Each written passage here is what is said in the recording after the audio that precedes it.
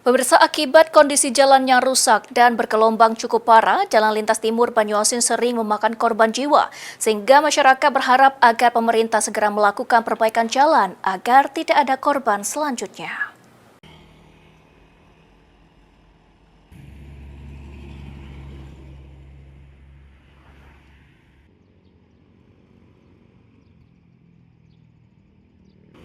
Seperti inilah kondisi Jalan Lintas Timur Banyuasin. Jalannya rusak dan bergelombang sangat parah, seringkali menyebabkan kecelakaan bahkan harus meregang nyawa.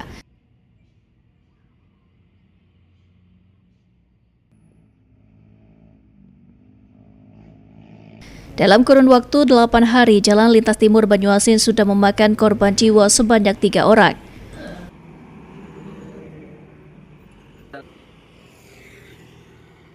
Dari kilometer 12 hingga perbatasan Musi Banyuasin, kondisi Jalan Lintas Timur Banyuasin sudah sangat tidak layak.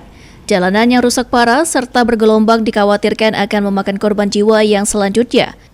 Yudi Hendardi menilai pemerintah tidak mampu menyelesaikan permasalahan Jalan Lintas Timur Banyuasin yang sudah sangat lama rusak.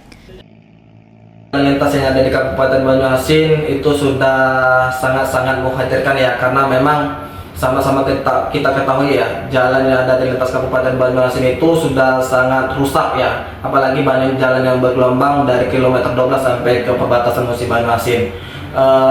Apalagi kemarin sudah ada beberapa korban yang sudah meninggal akibat jalan rusak tersebut. Harapannya adalah pemerintah agar lebih proaktif lagi dalam menangani hal seperti ini, apalagi persoalan seperti ini sudah sangat lama ya, bukan menjadi persoalan yang baru. Jika ini dibiarkan, artinya adalah secara sistematik pemerintah Kabupaten Banyuasin tidak mampu menyelesaikan persoalan seperti ini. Oleh karenanya, masyarakat berharap agar pemerintah Kabupaten Banyuasin maupun pemerintah Provinsi Sumatera Selatan segera melakukan perbaikan agar Jalan Lintas Timur Banyuasin tidak memakan korban jiwa lagi. Ridho Ilahi, PAL TV.